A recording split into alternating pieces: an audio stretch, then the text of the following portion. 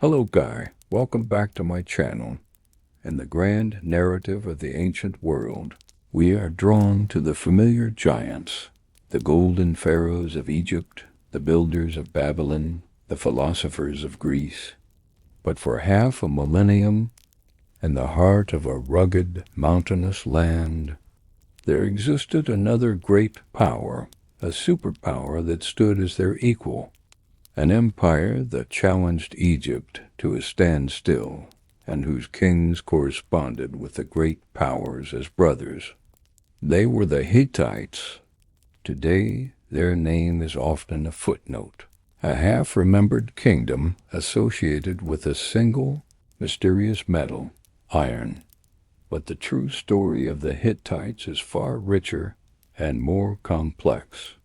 It is the story of a people who perfected a new engine of war, who conceived of a new model for justice, and who mastered the art of international diplomacy.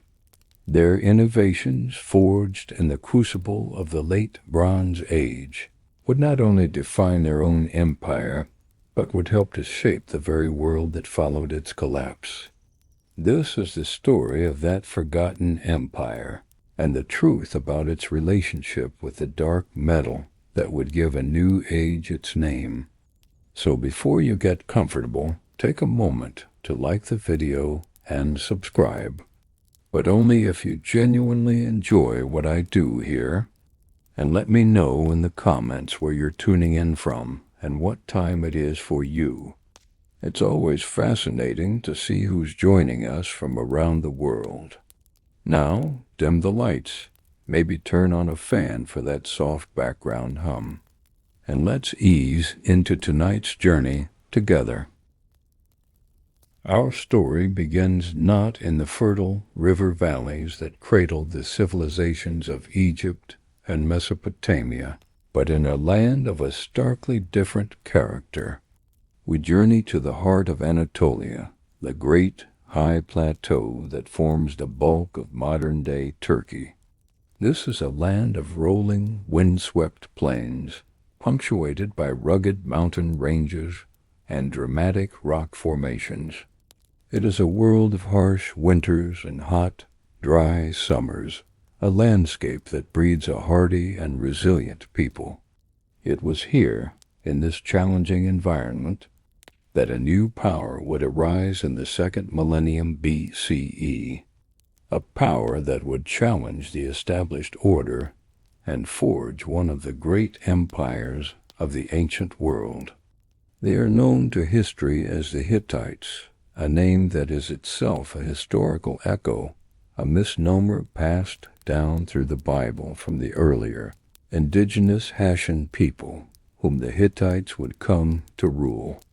These newcomers were a people of the highlands, their character forged by the unforgiving mountains, and the empire they built would be a reflection of this origin, pragmatic, militaristic, and as solid as the rock upon which their capital was built.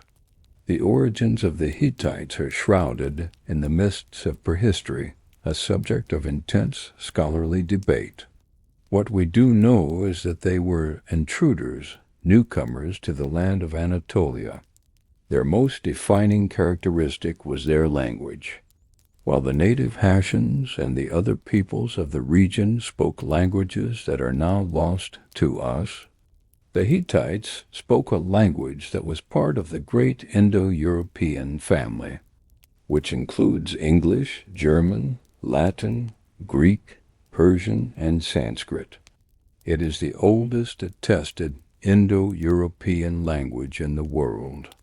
How and when these Indo-European speakers arrived in Anatolia is unknown. They may have migrated from the steppes north of the Black Sea, or from the Balkans, filtering into the plateau in waves over many centuries. What is clear is that by the beginning of the second millennium BCE, they had established themselves as a powerful new force, absorbing and dominating the native Hessian culture, from whom they took their gods, their customs, and the very name of the land they now called home, the land of Hatti. Our ability to hear the voices of the Hittites at all is one of the great intellectual triumphs of the 20th century. For millennia, they were little more than a name in the Old Testament. But in the early 1900s, archaeologists excavating their lost capital began to unearth a vast royal archive, a library of thousands upon thousands of clay tablets inscribed in a variant of the familiar Mesopotamian cuneiform script. The script was readable, but the language was a complete mystery.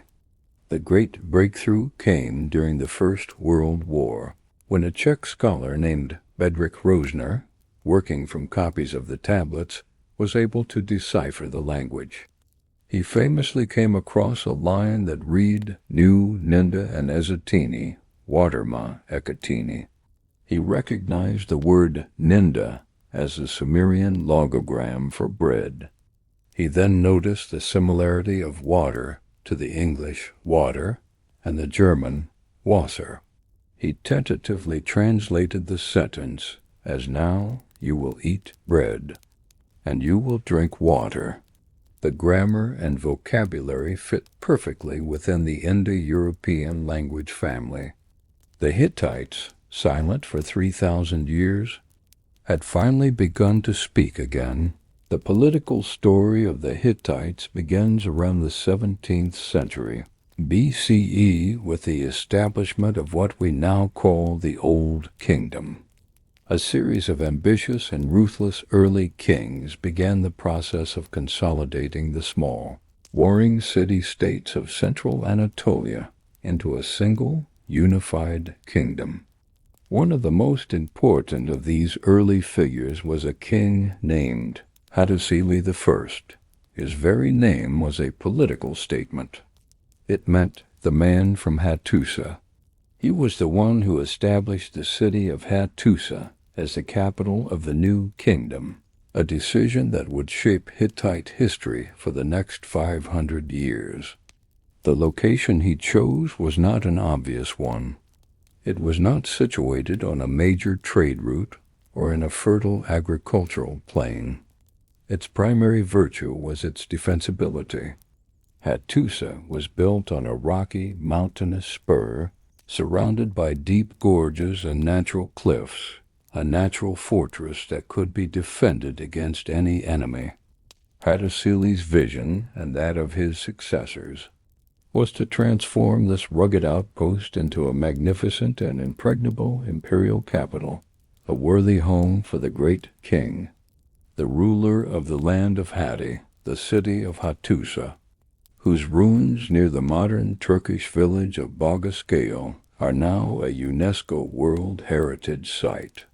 Is one of the most impressive and awe-inspiring archaeological sites in the world. At its peak, the city covered over 180 hectares and was enclosed by a massive defensive wall that stretched for more than 5 kilometers. These were not simple mud brick walls like those of the Mesopotamian cities. The Hittites were masters of Cyclopean stone masonry. The foundations of their walls were built of massive, unworked polygonal stones, some weighing several tons, fitted together with incredible precision. Above this stone foundation was a superstructure of mud brick, topped with wooden battlements. The walls followed the natural contours of the rugged landscape, climbing up steep ridges and incorporating natural rock outcrops into their defensive scheme. The city was divided into a lower, older city and a vast, raised upper city, which contained the grand temples and the palaces of the elite, all of it dominated by the royal citadel Baikakal, which sat on its own fortified rock outcrop. A city within a city, the defensive architecture of Hattusa showcases the Hittites' pragmatic and innovative military engineering. The main city wall was not a single line of defense, but a complex two-tiered system. A lower outer wall was fronted by a stone-faced glacis or slope, making it difficult for siege engines to approach. Behind this stood the massive main wall, punctuated by projecting rectangular towers at regular intervals, which allowed the defenders to lay down enfilading fire on any attackers who reached the base of the wall. The city was entered through a series of monumental and heavily defended gateways. But perhaps the most unique and ingenious of Hattusa's defensive features were its posterns. These were secret, hidden tunnels that ran underneath the massive city walls, allowing the defenders to sally out and attack the enemy from the rear. The most famous of these is the unearth, or Gate in the Earth. Here the Hittites built a massive artificial earthen rampart, over 30 meters high. Running through the very heart of this rampart is a stunning 70-meter-long stone-corbelled tunnel, its vaulted ceiling a masterpiece of Neolithic engineering principles applied on a monumental scale. A soldier could enter the city from the inside, run through this dark stone passage, and emerge on the far side of the rampart, in the middle of an unsuspecting besieging army. It was a terrifying and brilliant tactical innovation. The great gateways of the upper city were not just functional military structures. They were powerful works of art and religious symbolism. They were designed to impress and intimidate any visitor and to place the city under the protection of the gods. The most famous of these is the Lion Gate. Here the outer portal is flanked by two massive, snarling stone lions that seem to emerge from the very blocks of the gate's jambs. Their eyes are wide, their jaws are open, and their carved muscles ripple with power. These were not just decorations. They were apotropaic figures, powerful magical guardians designed to ward off evil and protect the city from demonic forces. Another great gate, the Sphinx Gate, was guarded by two magnificent sphinx, a clear borrowing of an Egyptian artistic motif, but rendered in a uniquely Hittite style. A third, the King's Gate, featured a high-relief carving of a warrior god, often identified as Sharuma, holding an axe and a short sword, his horned helmet a sign of his divinity. To approach the city of Hattusa was to be confronted by an overwhelming display of military, royal, and divine power, a clear statement that this was the home of a great king. It is crucial to understand that this great kingdom, the land of Hatti, with its magnificent stone capital, was a civilization of the Bronze Age. The popular and persistent myth that the Hittites were an Iron Age empire that owed its success to the superiority of iron weapons is a historical inaccuracy. For the entire duration of their empire, from the Old Kingdom to the final collapse around 1200 BCE, the primary metal for tools, and most importantly for weapons, was bronze. Bronze, an alloy of copper and tin, was the high-tech strategic material of the day, the equivalent of our modern steel or carbon fiber. The Hittite war machine, like that of the Egyptians and the Assyrians, was a bronze machine. Their swords were bronze, their spearheads were bronze, their scale armor was bronze, and the fittings of their war chariots were bronze. We will explore the complex and fascinating story of their relationship with iron later, but to understand their rise to power, we must see them for what they were, one of the three great superpowers of the Late Bronze Age. The Late Bronze Age, which spans roughly from 1600 to 1200 BCE, was a period of unprecedented internationalism and connectivity in the ancient Near East. It was a world dominated by a small number of great empires, a great powers club whose members controlled vast territories and vied with one another for power and prestige. In the south there was the mighty new kingdom of Egypt, at the peak of its wealth and imperial reach. In the east, in Mesopotamia, there was first the Hurrian kingdom of Mitanni, and later the rising power of the Middle Assyrian kingdom. And in the north, in the Anatolian highlands, was the Hittite Empire. These great powers were not isolated. They were locked in a complex and dynamic network of rivalry, diplomacy, and trade. The kings of these empires corresponded with one another as equals, addressing each other in their letters as "my brother." A trove of this correspondence, the famous Amarna letters discovered in Egypt, reveals a world of intense and sophisticated international relations, with kings negotiating treaties, arranging diplomatic marriages, and exchanging lavish gifts of gold, ivory, and other precious goods. The Hittites, under a series of brilliant and ambitious kings, fought their way into this exclusive club. The early Hittite Old Kingdom was a period of dramatic expansion. King Hattusili I campaigned deep into Syria, crossing the Taurus Mountains and establishing a Hittite presence in this crucial corridor of trade. His grandson, Mursili I, accomplished one of the most audacious military feats of the Bronze Age, around the year 1595 BCE. He led the Hittite army on an epic 2,000-kilometer march down the Euphrates River and captured and sacked the great city of Babylon, bringing the ancient dynasty of Hammurabi to an end. This was a stunning announcement of Hittite power on the world stage. It was a raid, not a permanent conquest, and the Hittite kingdom soon fell into a period of internal turmoil and dynastic intrigue following Mursili's assassination. But the sack of Babylon was a clear sign that a formidable new military power had arrived, a power that could challenge the oldest and most established kingdoms of the ancient world.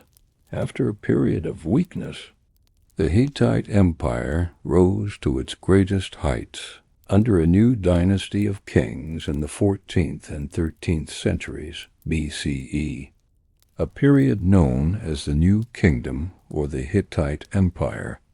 The true architect of this imperial resurgence was a king named Superpower I, who came to the throne around 1344 BCE. He was a brilliant military strategist and a master of diplomacy. His greatest achievement was the complete destruction of the rival Mitanni Empire. In a series of brilliant campaigns, he outmaneuvered the Mitannian forces, crossed the Euphrates, and sacked their capital, Washakani. He then turned Syria, which had been a Mitannian vassal state, into a network of loyal Hittite vassal kingdoms ruled by his own sons. In a single generation, Superpower had completely redrawn the political map of the Near East, eliminating one of the great powers and establishing the Hittite Empire as the undisputed masters of a vast territory, stretching from the Aegean Sea to the borders of Mesopotamia. This dramatic expansion set the Hittite Empire on a direct collision course with the other great superpower of the age, New Kingdom Egypt. The pharaohs of Egypt had long considered the coastal regions of the Levant and southern Syria to be part of their sphere of influence. The sudden and aggressive expansion of the Hittites into this region was a direct challenge that the Egyptians could not ignore. This set the stage for a century-long superpower rivalry, a kind of Bronze Age Cold War between the two great empires, each vying for the control of the strategically and economically vital vassal kingdoms that lay between them. This rivalry would be fought not only with armies on the battlefield, but with a complex game of diplomacy, espionage, and propaganda, as each side sought to win the loyalty of the local Syrian princes.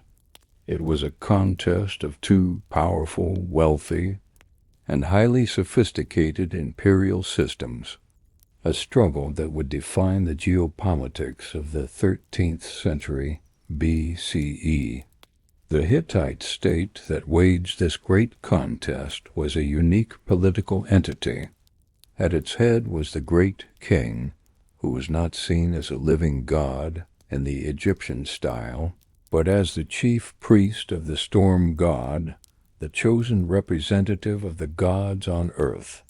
Below him was a complex and highly organized feudal-style system. The core of the empire was the Hittite heartland in Anatolia. The vast territories beyond this in Syria and elsewhere were ruled by vassal kings who were bound to the Hittite great king by sworn oaths of loyalty, recorded in detailed written treaties. These vassal kings were allowed to rule their own lands, but they were required to pay annual tribute, to provide troops for the Hittite army on demand, and to follow the foreign policy of their Hittite overlord. It was a flexible and pragmatic system of indirect rule, one that allowed the Hittites to control a vast and diverse empire without having to micromanage every corner of it. The glue that held this entire imperial structure together was the personal loyalty of the vassal kings to the Hittite great king, a loyalty that was constantly being tested and reinforced through diplomacy and the ever-present threat of the Hittite army. The Hittite economy was based on a combination of agriculture and the control of natural resources. The Anatolian plateau was well suited for growing barley and wheat and for raising sheep and cattle. But the true wealth of the land lay in its mountains. Anatolia was one of the most mineral-rich regions of the ancient world. It had abundant supplies of copper, silver, and lead, and as we will see, it also had significant deposits of iron ore.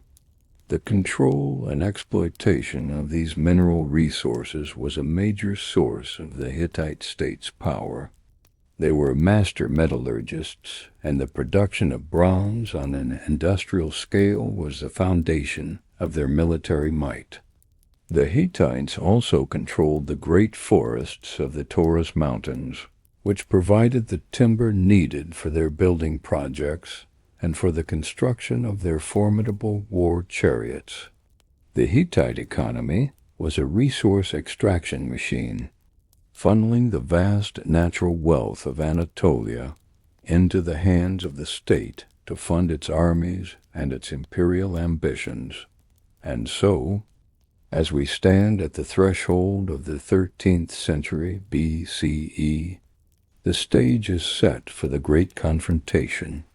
In the north, the Hittite Empire is at the zenith of its power, a vast, militaristic, and highly organized state, its capital a fortress of Cyclopean stone, its armies hardened by a century of conquest.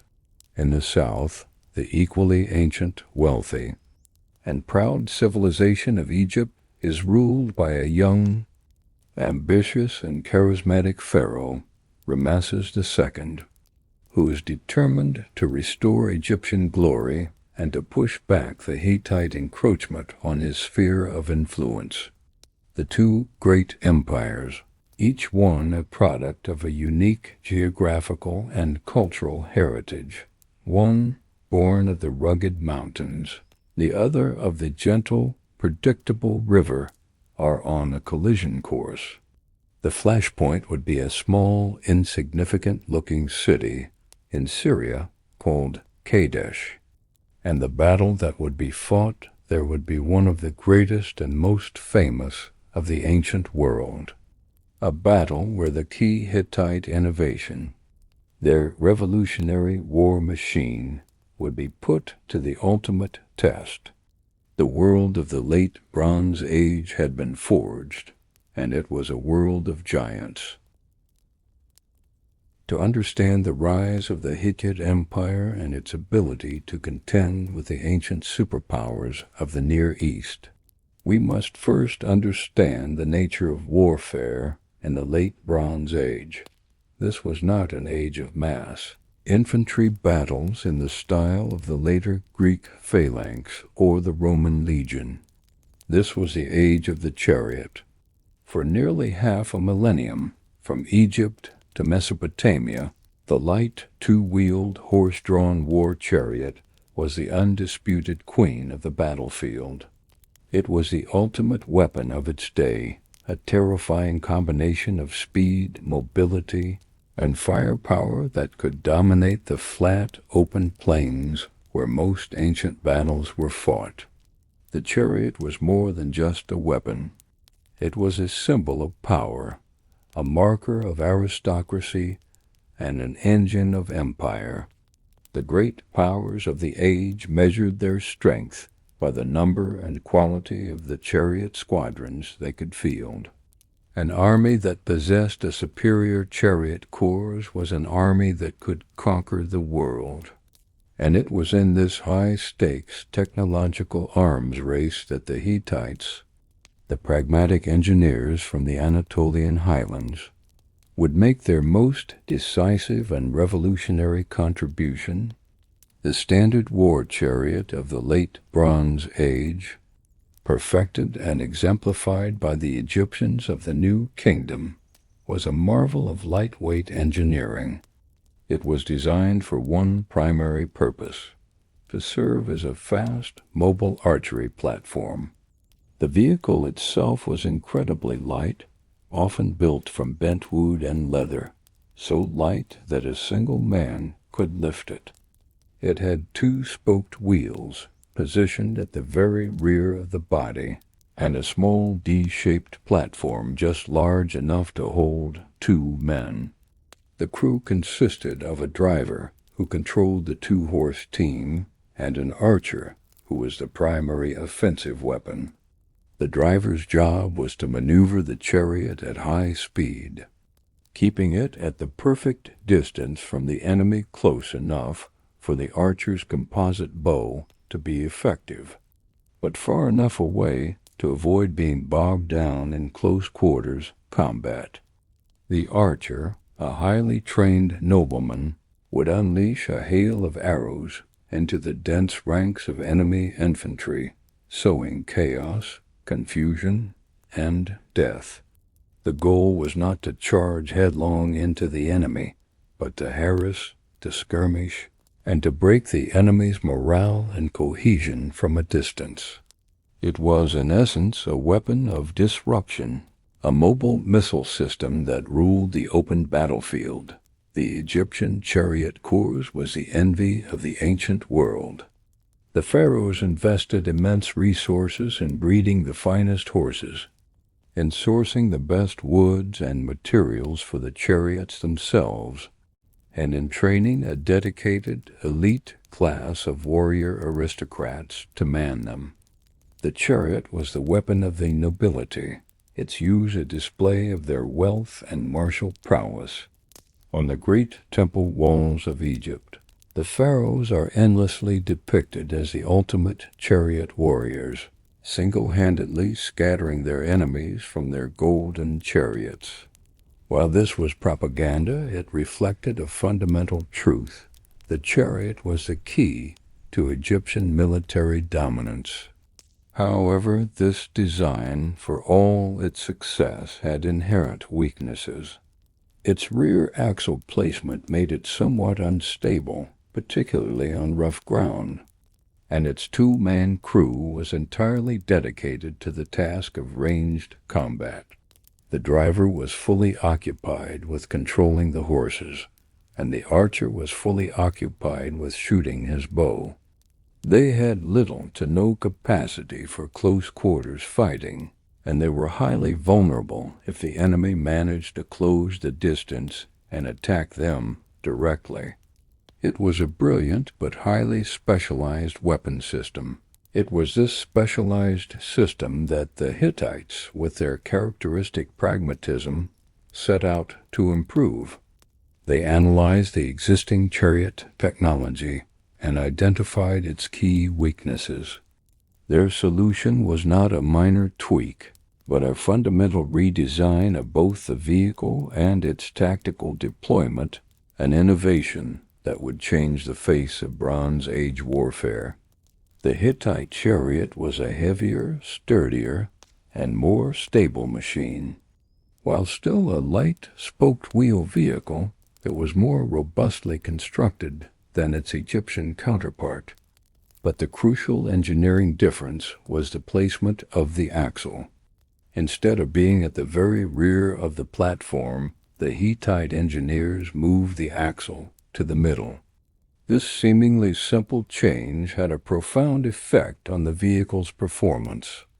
It made the chariot far more stable, allowing it to handle rougher terrain and to make tighter turns without the risk of tipping over. But more importantly, it allowed the platform to support a greater weight. It could now carry not 2, but 3 men. This was a revolutionary Hittite innovation. The 3-man chariot, that the addition of this third crewman, completely transformed the chariot's tactical role. The crew of a Hittite chariot still consisted of a driver. It also often included an archer, maintaining its capacity for ranged combat. But the crucial third man was a dedicated close-quarters warrior, a spearman or a lancer.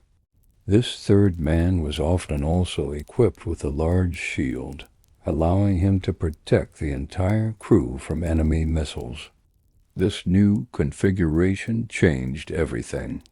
The Hittite chariot was no longer just a mobile archery platform, a weapon of harassment. It was now a true shock weapon, a kind of Bronze Age infantry fighting vehicle. It could still engage in ranged combat, but its primary purpose was to charge. It could advance on the enemy line, protected by its shield bearer, and then, at the decisive moment, it could crash into the enemy infantry, its spearmen leaning out to stab and thrust, breaking the enemy's formation and creating panic and chaos. It was a weapon designed not just to disrupt, but to shatter. This tactical difference was a direct reflection of the different military traditions of the two empires. The Egyptian army's strength lay in its archers, both on foot and in chariots.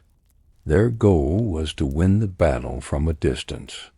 The Hittite army, by contrast, had a strong tradition of close-quarters infantry combat. Their innovation was to effectively mount their infantry onto a mobile platform. The Hittite chariot became a tool for delivering a spear point directly into the heart of the enemy line. This new doctrine required a different kind of courage and a different kind of training. The Hittite charioteer was not a skirmisher. He was a shock trooper, the tip of the spear of the Hittite army. The psychological impact of a massed charge of these heavier 3-man chariots would have been terrifying. The thundering of hundreds of hooves, the rumble of wheels, and the sight of the glittering spear points bearing down on a line of foot soldiers would have been enough to break the morale of even the most disciplined infantry. The organization and maintenance of this vast chariot corps was a central preoccupation of the Hittite state. The royal archives found at Hattusa are filled with texts that reveal a highly bureaucratic and systematic approach to their military machine. There are detailed horse training manuals, with a famous text by a master horse trainer named Kikuli, giving a day-by-day, almost scientific, regimen for the conditioning of chariot horses over a period of more than 200 days. These texts prescribe specific intervals of feeding, watering, trotting, cantering, and resting, all designed to produce an animal with the perfect combination of speed and endurance. There are also detailed inventories of chariot equipment, records of the distribution of bronze for weapons and armor, and oaths of loyalty sworn by the military commanders. The Hittite chariot corps was not a haphazard assembly of aristocratic warriors. It was a professional, state-sponsored, and highly organized military arm, the product of a deeply militaristic and bureaucratic society. The ultimate test of this new military technology, this new engine of conquest, would come in the 5th year of the reign of the great Egyptian pharaoh, Ramesses II.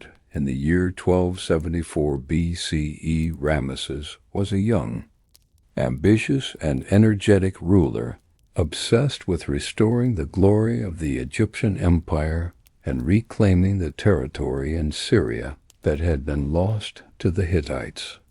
He assembled a massive army of over 20,000 men, divided into 4 great divisions, each named after one of the chief gods of Egypt: the division of Amun, the division of Ra, the division of Ptah, and the division of Set.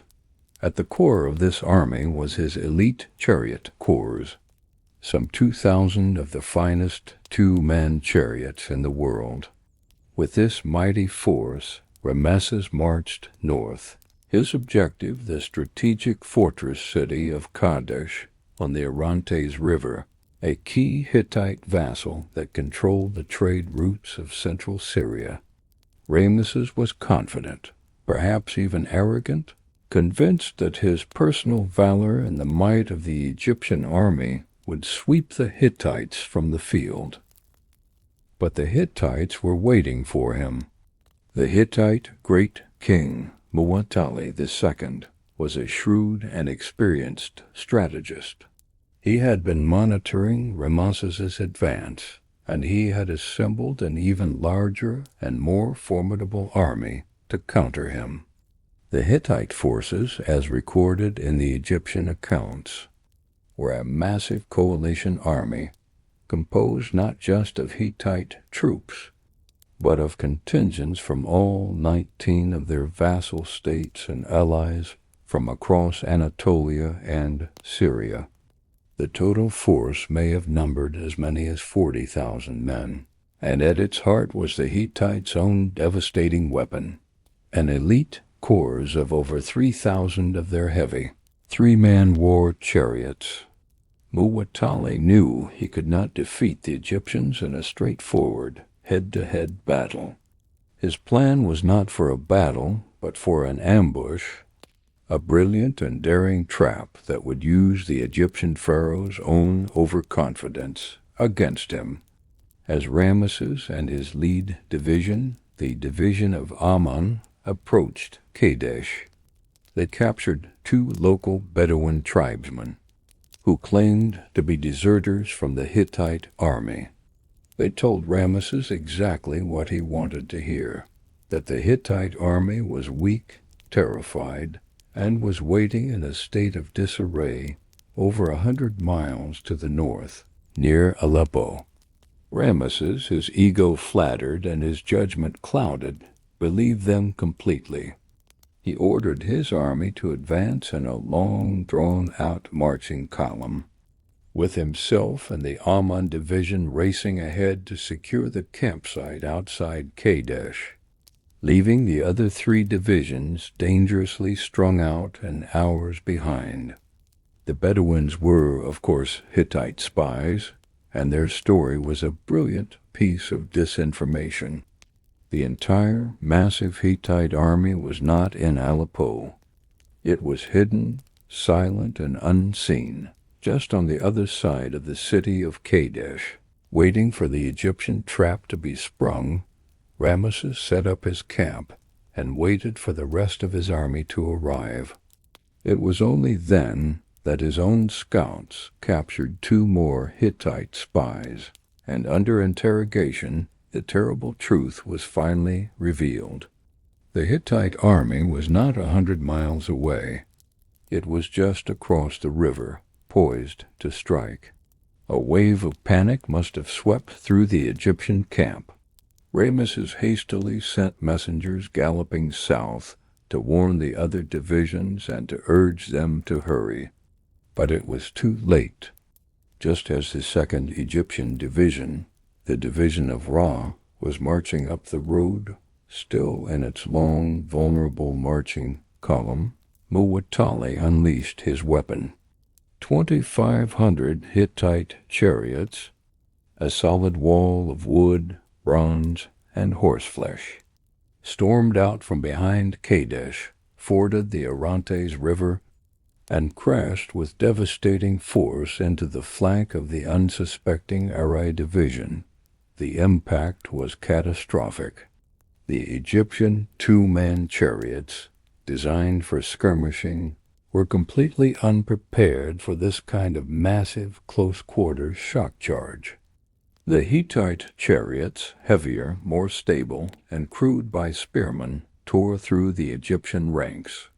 The Egyptian division of Ai, caught completely by surprise and still in marching formation, disintegrated almost instantly. It was a complete rout.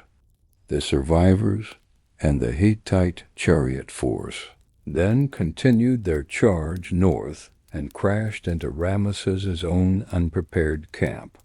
The scene in the Egyptian camp must have been one of absolute chaos and terror. The charging Hittite chariots swept through the tents, their spearmen cutting down the terrified Egyptian infantry. The elite Amen division, which had been setting up camp, was thrown into a state of panic. The Hittite trap had worked perfectly. The Egyptian pharaoh was cut off, surrounded and facing a military disaster of epic proportions. The battle, and perhaps the entire Egyptian empire, was on the brink of annihilation. It is at this moment that the Egyptian account of the battle, recorded in glorious detail on the walls of Ramesses's temples, transforms from a military record into a heroic epic. According to his own telling, Ramesses, abandoned by his troops and facing certain death, had a moment of divine inspiration. He put on his armor, mounted his chariot, and prayed to his father, the god Amun. Filled with divine strength, he single-handedly charged the Hittite chariot force, not once, but 6 times.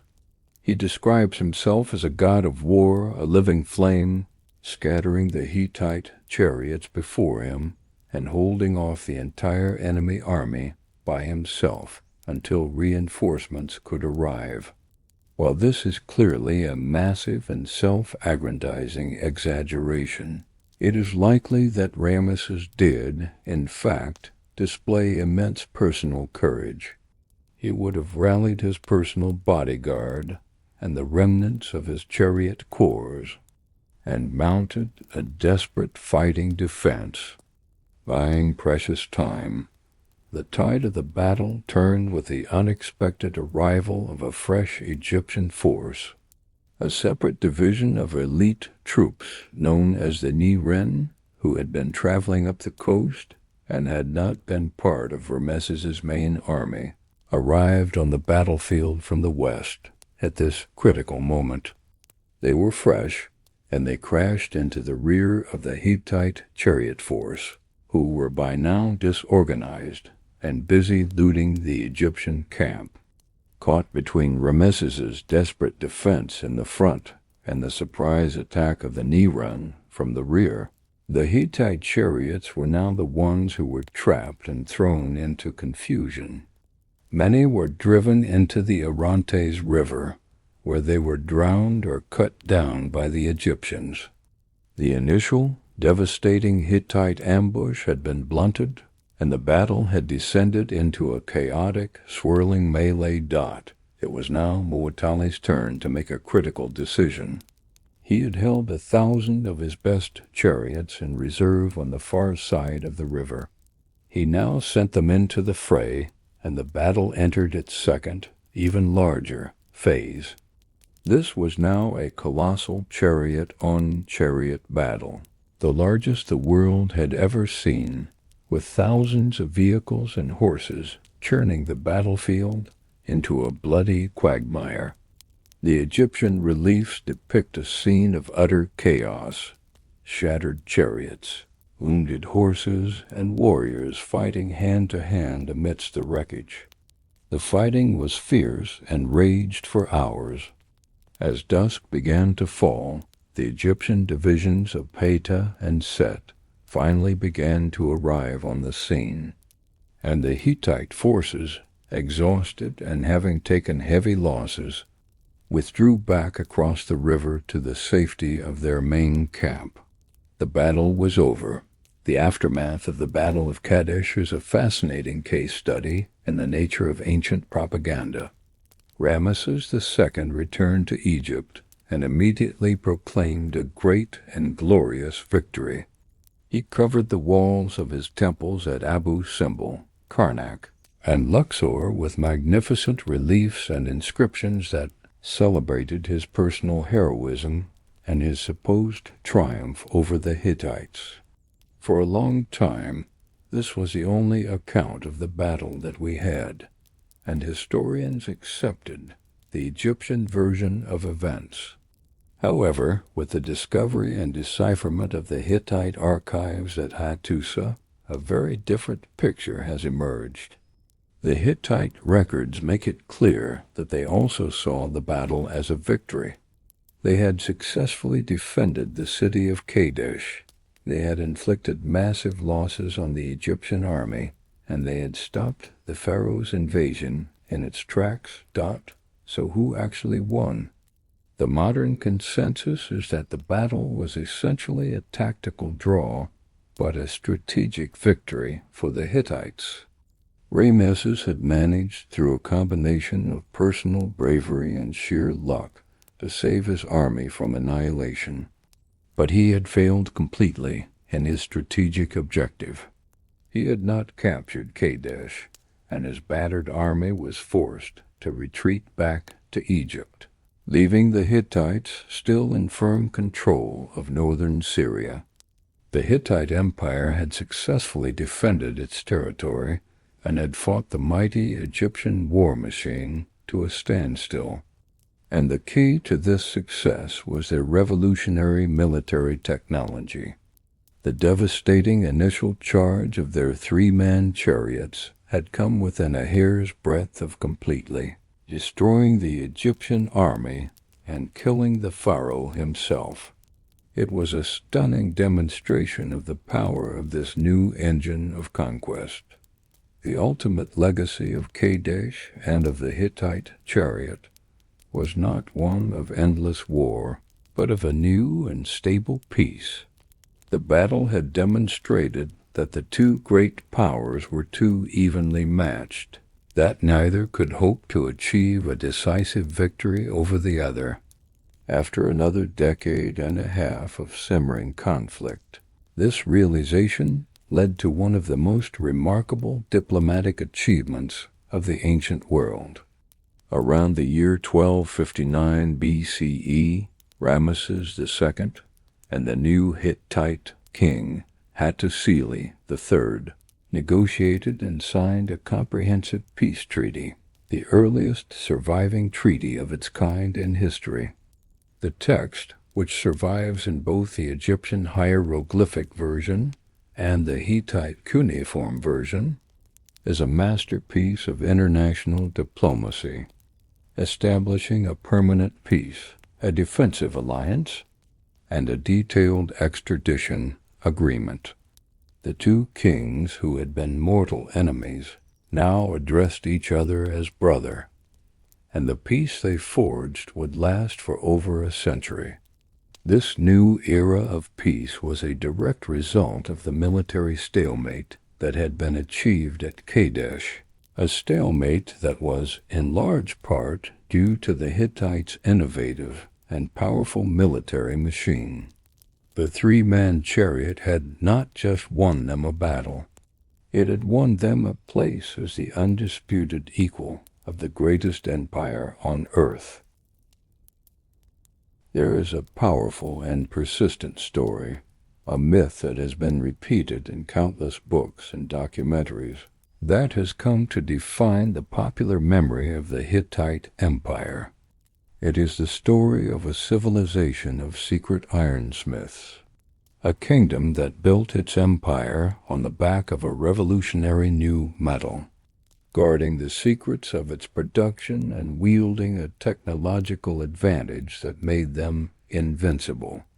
In this telling, the Hittites are the true progenitors of the Iron Age, the harbingers of a new era of warfare, who swept away the bronze-clad armies of their rivals with the sheer superiority of their iron weapons.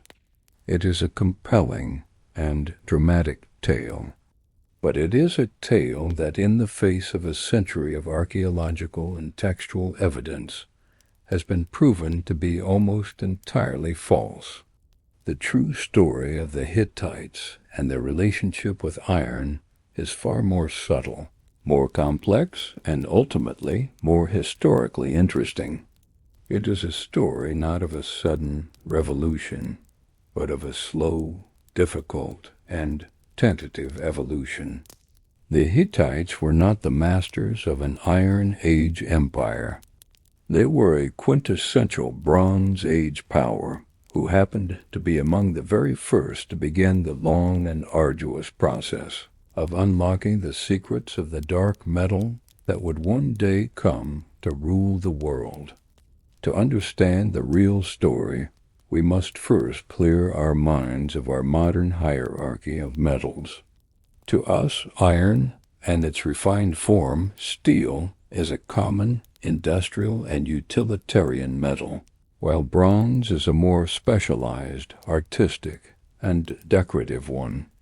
In the late Bronze Age, this hierarchy was completely reversed. Bronze was the dominant high-performance material of choice for all critical applications, from weaponry to tools. It was a mature and well-understood technology, the product of 2,000 years of metallurgical refinement. Smiths knew how to smelt its constituent ores, copper and tin, at relatively low temperatures. They knew how to cast it into complex shapes using sophisticated molds, and how to work-harden its edges to make a durable and effective sword or axe.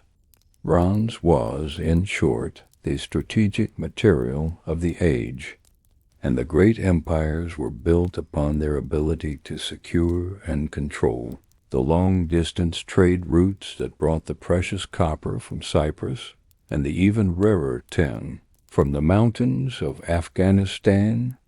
Iron, by contrast, was an exotic, rare, and deeply problematic material. Its first use by humanity, as we have seen in the pre-dynastic period in Egypt, was in the form of meteoritic iron. This iron from the sky was not a product of human technology, but a cosmological curiosity, a gift from the gods. It was incredibly scarce and was treated as a precious, almost divine substance. The Hittites, like the Egyptians, knew and revered this celestial metal. Their texts refer to it with a special logogram and .bar.ge, which can be translated as black iron of the heavens. It was used, alongside gold and silver, for the creation of the most sacred and high-status ceremonial objects. A Hittite ritual text describes a statue of a deified king as having a head of gold, a body of iron, and eyes of rock crystal. This was not the material of a common soldier's sword. This was the material of a god's body. The great technological challenge was to move from simply finding this rare celestial iron to actually producing iron from the ores that were abundant in the earth. And this was a challenge of immense difficulty, far greater than the smelting of copper. The primary problem is one of temperature. Iron ore, unlike copper ore, does not have a simple, low melting point.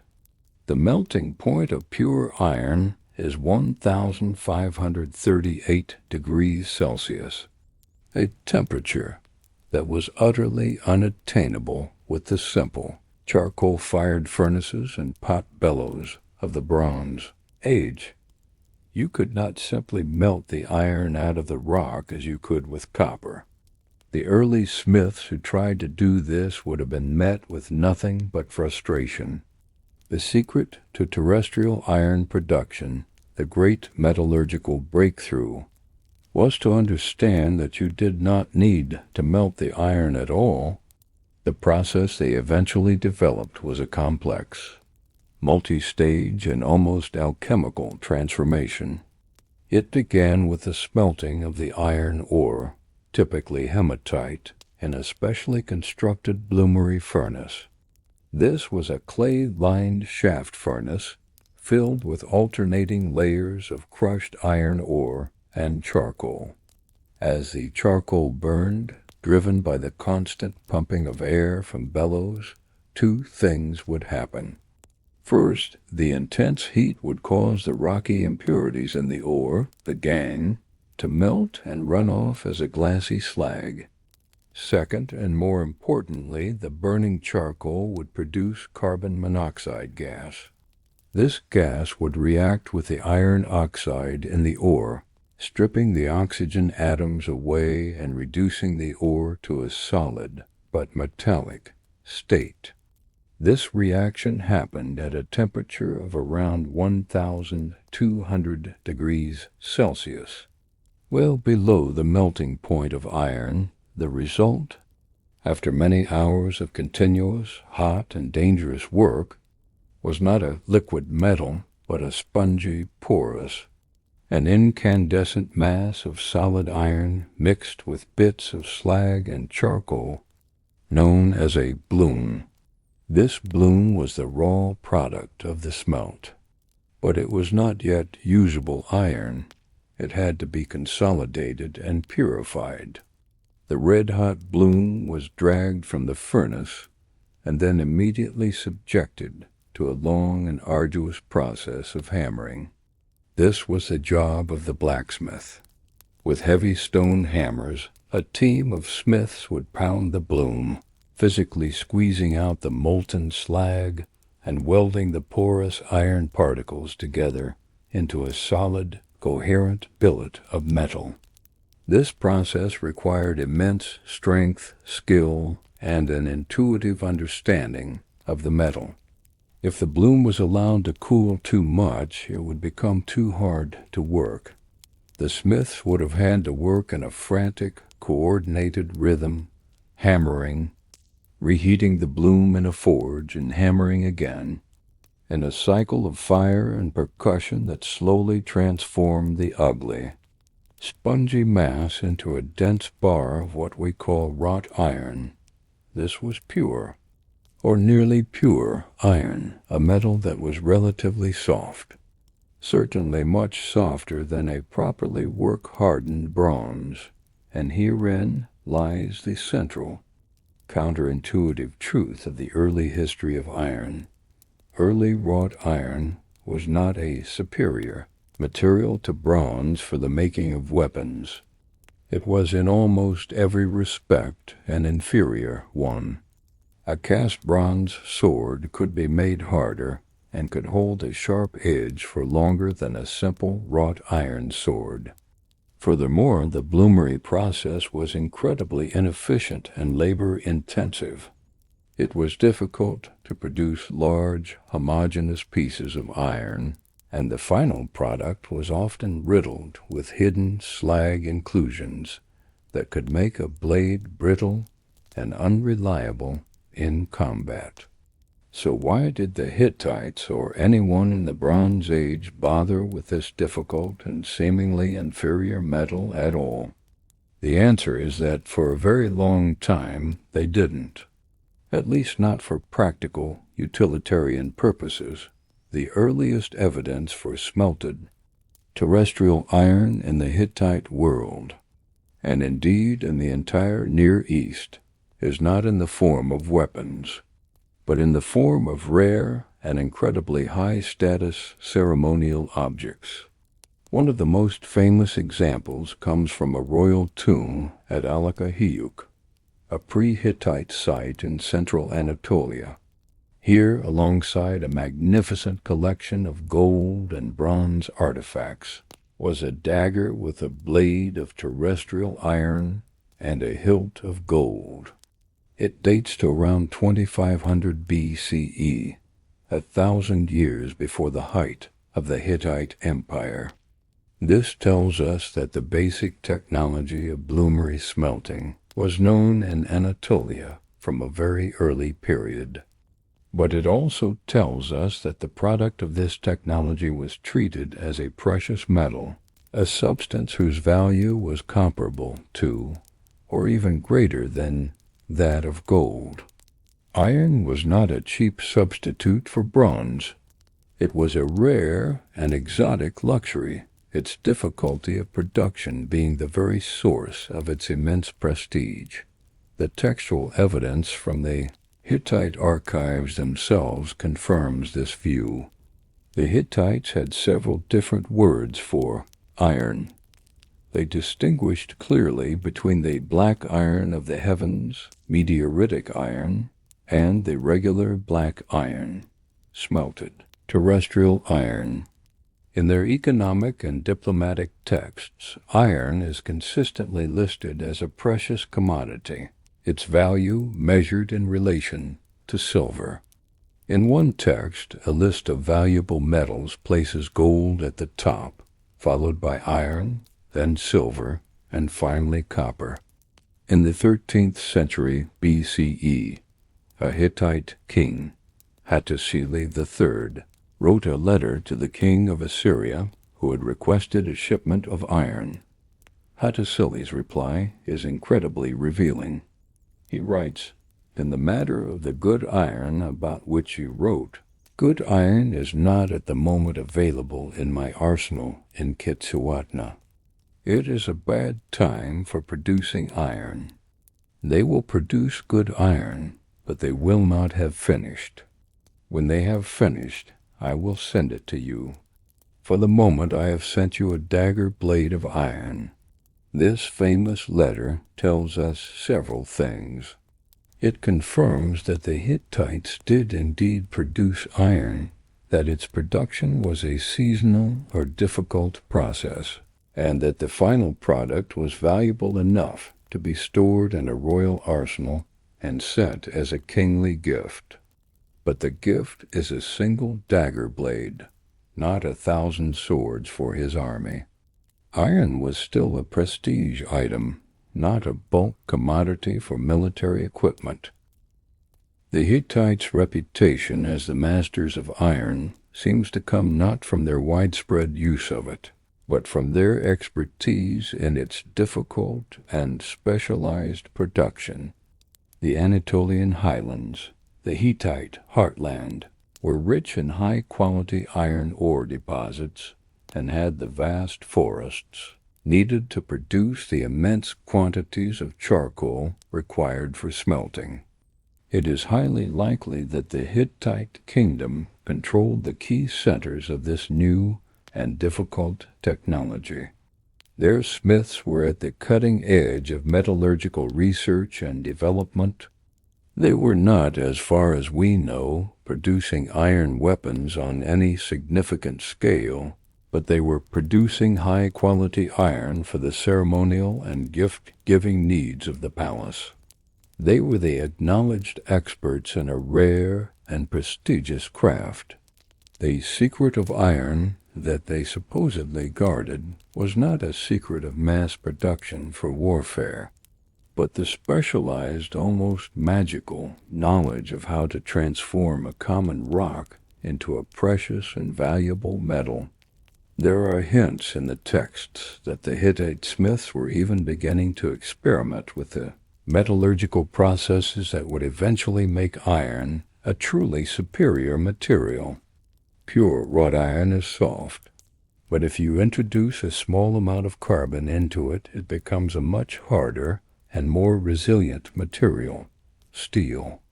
The earliest way of doing this was a process called carburization. A smith would take a finished wrought iron object, like a sword blade, and repeatedly heat it for a long time in a charcoal forge. The carbon from the charcoal would slowly migrate into the surface of the iron, creating a thin outer skin of steel. An even more advanced technique was to fold the metal over on itself and forge weld it together, a process that would evenly distribute the carbon throughout the metal. A final step was quenching, the rapid cooling of the hot blade in water or oil, which would lock the steel's crystalline structure into a very hard state. There is some limited, and still highly debated, archaeological evidence that some Hittite-era smiths were beginning to experiment with these techniques. A few iron objects from the period show signs of having been carburized and quenched. This was not a standardized industrial process. It was likely the result of trial and error by a few master craftsmen, the very first tentative steps towards the invention of steel. So, if the Hittites were not arming their armies with iron swords, what was the real story of their military power? As we saw in the previous section, it was bronze. The Hittite military was a quintessential Bronze Age machine.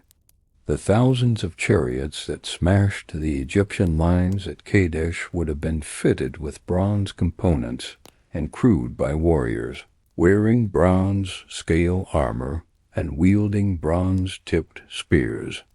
Their elite infantry would have carried bronze swords and daggers. The vast logistical and economic power of the Hittite state was geared towards the production of bronze. They controlled important copper mines in Anatolia, and they, like all the great powers, were utterly dependent on the long-distance trade that brought them the essential alloying ingredient, tin, from its distant sources. The real strategic metal of the Hittite Empire was not iron, but bronze. Their world was a bronze world, so where did the myth of the Hittite iron monopoly come from? It seems to be a product of a historical misunderstanding, a case of reading history backwards. Archaeologists and historians of the 19th and early 20th centuries knew that the great Bronze Age civilizations of the Near East had all collapsed around 1200 BCE, and that the period that followed was the Iron Age. They also had the biblical references to the Hittites as a powerful and warlike people. They put two and two together and created a compelling, but ultimately incorrect, narrative. The Hittites must have been the ones who initiated this change. They must have possessed a secret weapon, iron, which allowed them to sweep away the old bronze-based empires. The archaeological evidence has simply not supported this dramatic scenario. The Hittite Empire was not the destroyer of the Bronze Age world. It was one of its greatest victims. The period around 1200 BCE saw one of the most profound and catastrophic collapses in human history. In the space of a single generation, all the great, Interconnected civilizations of the late Bronze Age Aegean and Near East came to a sudden and violent end. The Mycenaean palaces in Greece were destroyed.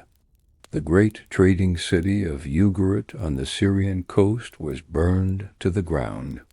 The Hittite Empire vanished from history, and the Egyptian New Kingdom was so weakened by invasions that it fell into a long period of decline. The causes of this collapse are still fiercely debated, but they likely involved a perfect storm of factors: climate change and drought leading to famine, internal rebellions, the disruption of international trade routes, and the mass migrations of displaced and desperate peoples, known in the Egyptian records as the Sea Peoples. It was this cataclysmic collapse, and not a Hittite invention, that truly ushered in the Iron Age. The collapse completely shattered the complex, long-distance trade networks upon which the Bronze Age economy had depended. The supply of copper, and especially of the incredibly rare tin, was completely cut off. Bronze, which had been the basis of civilization for 2 millennia, suddenly became an impossibly expensive and scarce luxury. The kingdoms and petty chiefdoms that emerged from the wreckage of the Bronze Age world were forced, by sheer necessity, to find an alternative. And the alternative was there, in the earth beneath their feet. Iron ore, unlike the ores of copper and tin, is one of the most abundant elements on the planet. It is found almost everywhere. The technology of how to smelt it, while difficult, had been known on a small, experimental scale for centuries, pioneered by craftsmen in places like the Hittite Empire. In this new, post-collapse world, the old economic equation was turned on its head. Iron was no longer the expensive, prestigious metal, and bronze was no longer the cheap utilitarian one.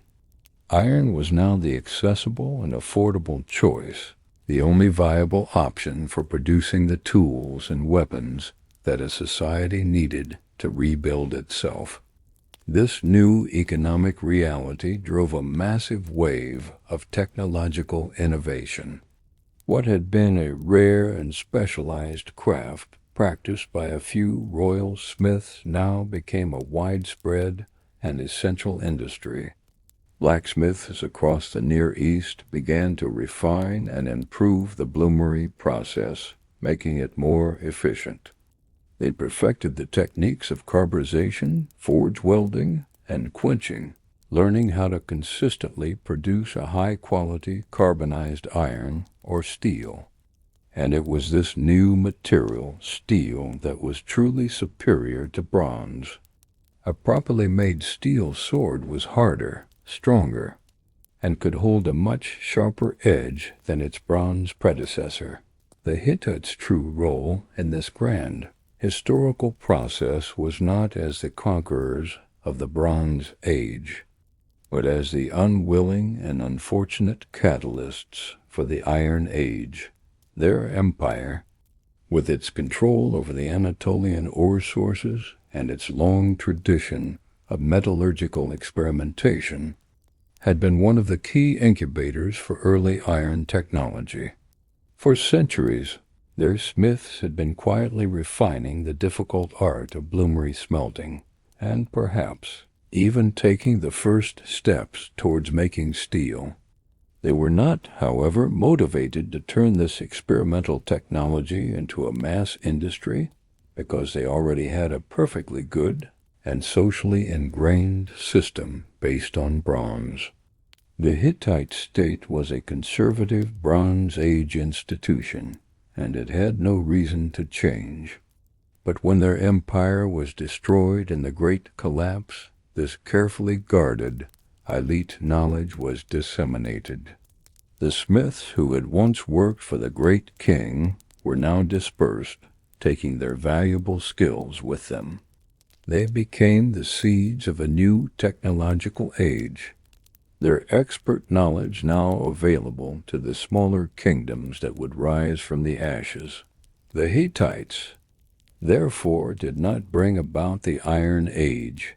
Rather, the end of the Hittite world and the entire Bronze Age system of which it was a part was the necessary precondition for the Iron Age to begin. The secret of iron was not a military secret that the Hittites used to conquer their enemies. It was a difficult and expensive technological process whose full potential could only be unlocked when the collapse of the bronze-based economy made the development of an alternative an absolute and urgent necessity. The Hittites were not the authors of the Iron Age. They were its unwilling and tragic prophets, the keepers of a knowledge whose true, world-changing significance would only be realized after their own civilization had been swept away. It is a story that is less about a single brilliant invention and more about the complex and often unpredictable relationship between technology, economics, and the great catastrophic turning points of history. A great empire is not built on military might alone. A kingdom won by the sword must be held by something more subtle, more enduring than brute force. While the Hittite war chariot was the engine of their expansion, the true genius of their imperial system, the innovation that allowed them to manage a vast and diverse empire for centuries, was a technology of the mind. This was their mastery of social and political engineering, a pragmatic and sophisticated approach to law and diplomacy that was, in its own way, as revolutionary as their military hardware. The Hittites were not just warriors. They were bureaucrats, lawyers, and statesmen. They understood that a stable empire was built not on conquest, but on contracts, and that the loyalty of their subjects was a resource to be cultivated, not simply commanded. In the vast cuneiform archives of their capital, we find the blueprints of this system, a legal code of remarkable humanity, and a complex web of international treaties that represents the world's first great experiment in a rules-based international order. To understand the unique character of the Hittite legal mind, one must look to their great law code. Like many of their ancient Near Eastern neighbors, the Hittites set down a collection of their laws in writing. The text that we have, often referred to as the Laws of the Hittites, survives on 2 clay tablets from the New Kingdom period, but it is clearly a copy of a much older original, likely dating to the Old Kingdom in the 16th century BCE. The code is not a philosophical treatise on justice, but a practical casuistic document. It consists of a list of around 200 specific cases, each one laid out in the same if ... then ... format. For example, if anyone breaks the arm or leg of a free man, he shall pay him 20 shekels of silver, and the case is closed. If anyone steals a plow ox, it was the former practice to pay 15 oxen, but now he shall pay 10 oxen. This case-based approach was typical of the ancient Near East, a pragmatic system based on precedent rather than abstract principles. But what makes the Hittite law code so remarkable, and what sets it so dramatically apart from its more famous Mesopotamian counterparts, like the Code of Hammurabi, is its underlying spirit. The guiding principle of Hammurabi's code was the lex talionis, the law of retribution. An eye for an eye, a tooth for a tooth. Justice was about a strict and often brutal equivalence of punishment. The Hittite legal system, by contrast, was built on a profoundly different and more modern-sounding principle, that of restitution and compensation. In the vast majority of cases, the penalty for a crime was not physical mutilation or death, but a fine. If you broke a man's leg, you did not have your own leg broken. You paid him a specified amount of silver to compensate for his injury and his loss of income. If you stole an ox, you did not suffer a brutal punishment. You paid back the value of the ox, plus a punitive fine. The goal of the Hittite legal system was not to inflict suffering, but to restore the social and economic equilibrium that had been disrupted by the crime. It was a system aimed at resolution, not revenge. This emphasis on compensation over corporal punishment is seen throughout the code. The penalties for assault are a striking example. While Hammurabi's code prescribed a literal eye for an eye, the Hittite code lays out a detailed schedule of fines based on the severity of the injury and the social status of the victim. 20 shekels for a broken arm, 10 for a broken nose, 2 for a knocked-out tooth. The system was pragmatic and, in a way, deeply rational. It recognized that a maimed criminal was a burden on society, whereas a criminal who paid a fine was contributing to the economic restoration of the victim and the community. This is not to say that the code was not harsh by modern standards. It did prescribe the death penalty for a few specific crimes that were seen as offenses against the cosmic order, such as bestiality, incest, or practicing witchcraft. And it made a clear distinction based on social status, with offenses against a free man being punished far more severely than the same offense against a slave. But even a slave was not a non-person. A person who killed a slave was still required to pay a fine to the slave's owner. The Hittite laws also reveal a surprisingly sophisticated approach to intent. The code makes a clear distinction between a crime that was committed intentionally and an act that was accidental.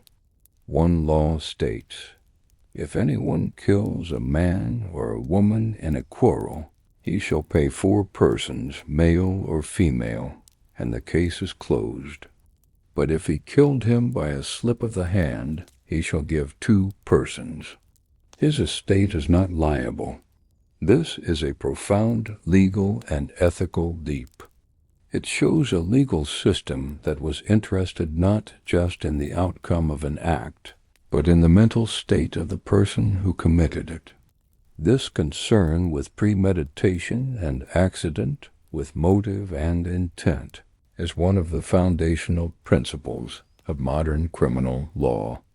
It reflects a society that was grappling with complex questions of responsibility and culpability, and that had developed a legal framework capable of making such subtle but crucial distinctions. Another fascinating aspect of the code is the way it shows the law as an evolving, living entity. Several of the laws are presented with the formula, "It was the former practice to do X, but now the king has decreed Y." For example, the penalty for stealing a plow ox was reduced from 15 oxen to 10. This shows that the Hittite kings were actively engaged in legal reform. They were not simply preserving an ancient, unchanging tradition. They were updating and humanizing the law in response to changing social values or economic realities. This gives us a remarkable glimpse into the Hittite legislative process and the king's role as the ultimate source of justice. The law was not a static divine decree handed down from a god on a mountain top. It was a dynamic human institution capable of self-correction and progress. This sense of legal evolution is a hallmark of a sophisticated and self-aware legal culture. Hittite genius for systematization and contract was not limited to their internal legal code. They applied the same principles to the chaotic world of international relations. The Late Bronze Age was an era of intense and constant interaction between the great powers, and the Hittites became the undisputed masters of a new technology of international governance, the written treaty. While other kingdoms had made simple agreements, the Hittites elevated the treaty into a complex, standardized, and legally binding art form. Their royal archives were filled with hundreds of these documents, each one a testament to their belief that the relationship between states, like the relationship between individuals, should be governed by a clear, explicit, and mutually agreed-upon set of rules. For the Hittites, a sworn oath recorded in writing and placed under the witness of the gods was the most powerful bond in the world. Hittite treaties can be broadly divided into two main categories. The first, and by far the most common, were the vassal treaties. These were agreements made between the Hittite great king, the suzerain, and the ruler of a subordinate kingdom. These treaties were not negotiated between equals. They were imposed by the superior power. The structure of these documents is remarkably consistent.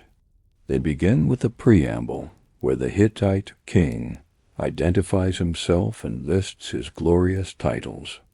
This is followed by a historical prologue, a detailed and often highly biased account of the past relationship between the two states, emphasizing all the benevolent things the Hittite king has done for the vassal, and stressing that the vassal owes his current position entirely to the great king's generosity.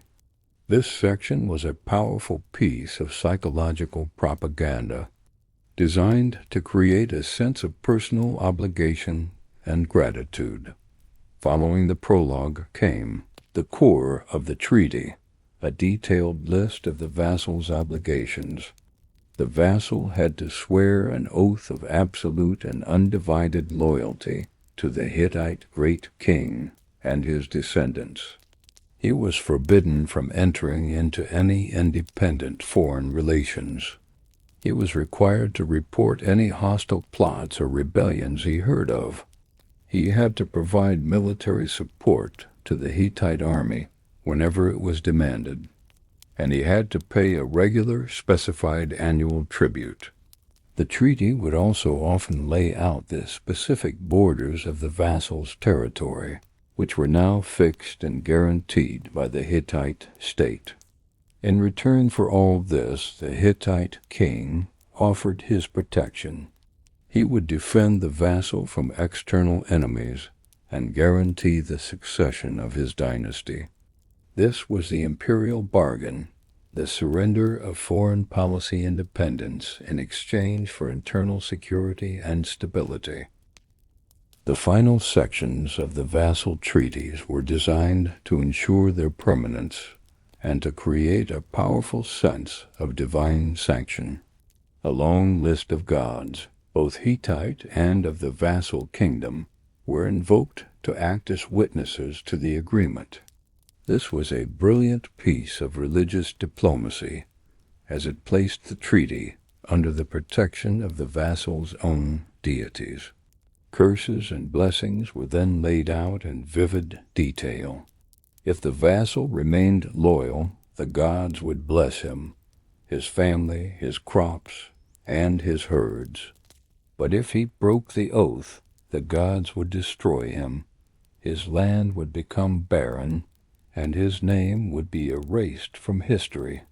Finally, instructions were given for the treaty tablet to be copied. One copy would be stored in the Hittite royal archives, and another would be placed in the temple of the vassal's chief god, where it was to be brought out and read aloud publicly at regular intervals, ensuring that the obligations were never forgotten. This was a sophisticated system of imperial control, based not just on military force, but on the power of the written word, on psychological persuasion, and on the terrifying sanction of the divine. The second major category of Hittite treaty was the parity treaty, and it is here that we see the birth of true international law. These were agreements made between the Hittite great king and the ruler of another great power, such as the pharaoh of Egypt or the king of Babylon. These were treaties made between equals, between brothers. The language is one of mutual respect and reciprocity. The historical prologues are more balanced, and the obligations are symmetrical. Both kings swear to maintain the peace, to respect each other's borders, and to come to each other's aid if attacked by a third party. They often include detailed extradition clauses agreeing to return political fugitives to one another. These parity treaties were the foundation of the international order of the Late Bronze Age, a system of collective security and mutual recognition among the great powers. They represent a remarkable attempt to create a stable and predictable international system in a world of competing empires. The undisputed masterpiece of this Hittite diplomatic tradition is the Treaty of Kadesh, the Great Peace Treaty signed around 1259 BCE between the Hittite king Hatti III and the Egyptian Pharaoh Ramesses II. This is the earliest comprehensive peace treaty in history, for which we have the texts from both sides. For years after the great battle, the two empires had remained in a state of cold war. But the rise of a new threat on the eastern horizon, the growing power of Assyria, convinced both kings that peace was in their mutual interest. The negotiations were complex and were likely conducted by envoys over a long period. The final text was a landmark of diplomatic innovation. It not only declared a permanent end to the state of war, but also established a full defensive alliance, with each king pledging to come to the aid of the other if they were attacked. It settled the long-disputed border in Syria, and it included detailed provisions for the extradition of political refugees. The surviving texts of the treaty are a fascinating study in cultural translation.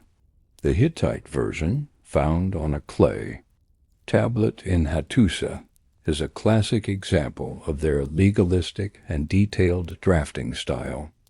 The Egyptian version, carved in hieroglyphs on the walls of the Karnak and Ramesseum temples, is more rhetorical and presents the treaty as something that the Hittite king had begged for, but the core provisions are the same.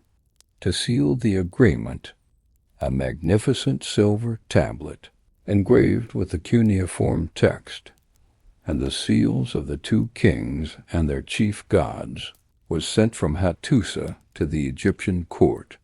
The treaty was then further cemented by a diplomatic marriage, with the Hittite princess traveling to Egypt to become one of Ramesses's great royal wives. The peace that this treaty created was enduring, lasting for the remainder of the Hittite Empire's existence. It was the crowning achievement of a century of Hittite diplomacy, a demonstration that even the most bitter of rivalries could be resolved through the technology of the written, legally binding, and divinely sanctioned word. The modern echo of this Hittite legal and diplomatic genius is profound. Their great law code, with its emphasis on restitution rather than retribution, feels surprisingly modern. It represents an early and important step away from the primitive logic of the blood feud and towards a more rational and restorative conception of justice. While it is not a direct ancestor of our modern legal systems in the way that Roman law is, it is a powerful parallel, a demonstration that the idea of a humane and compensatory legal system is not a modern invention. The Hittite concern for intent for the state of mind of the perpetrator is another concept that would not become a central feature of Western law until many centuries later. In the legal reasoning of these Bronze Age Anatolians, we can see the first glimmerings of some of the most cherished principles of our own legal traditions. But it is in the realm of international relations that the Hittite echo is most striking. Their vast network of treaties was the first great attempt in history to create a stable and rules-based international order. The very concept of a written, binding treaty, which is the absolute bedrock of all modern international law and diplomacy, was a technology that the Hittites perfected and deployed with unparalleled sophistication.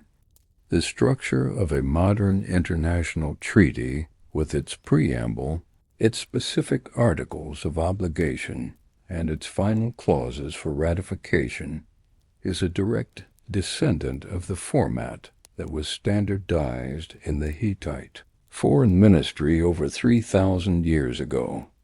When modern nations negotiate a trade agreement, a defensive alliance, or a peace treaty, they are, in a very real sense, following a script that was first written in the cuneiform of the Hittite scribes. The Hittite system of vassalage, while sounding archaic, also has its modern parallels. The great power blocks of the Cold War and the modern system of alliances where a superpower guarantees the security of smaller client states in exchange for their political and military loyalty is a clear echo of the Hittite imperial model. The Hittites were the first to understand that an empire could be controlled more effectively and at a lower cost through a system of legal and diplomatic obligations than through direct military occupation. They were masters of soft power, of using their prestige, their economic influence, and the power of their legal and religious traditions to bind their allies to them. This pragmatic and flexible approach to empire building was one of the keys to their long-lasting success. The Treaty of Kadesh, in particular, stands as a timeless monument to the power of diplomacy. In an age of constant warfare, it was a radical and visionary statement that peace was possible and that a stable international order could be built on the principles of mutual respect, defined borders, and collective security. A copy of the treaty now hangs in the headquarters of the United Nations in New York, a silent and powerful reminder that the dream of a world governed by international law is not a modern fantasy, but one of the oldest and most noble aspirations of human civilization. The Hittite and Egyptian kings, in their decision to choose diplomacy over perpetual conflict, provided a model of statesmanship that remains profoundly relevant in our own, often fractured, world. In the end, what the Hittite legal and diplomatic archives reveal is a society with a deeply ingrained respect for the power of the written word. They were a profoundly legalistic culture. They believed that the world, from the smallest personal dispute to the grandest of international rivalries, could and should be ordered by a system of explicit, rational, and binding rules. Their world was a world of contracts. The relationship between a king and his subject, between a husband and his wife, between the great king and his vassals, and between the entire Hittite people and their gods was conceived of as a legal relationship, a contract with clearly defined rights and obligations for both parties. This unique legalistic worldview was perhaps their greatest and most enduring innovation.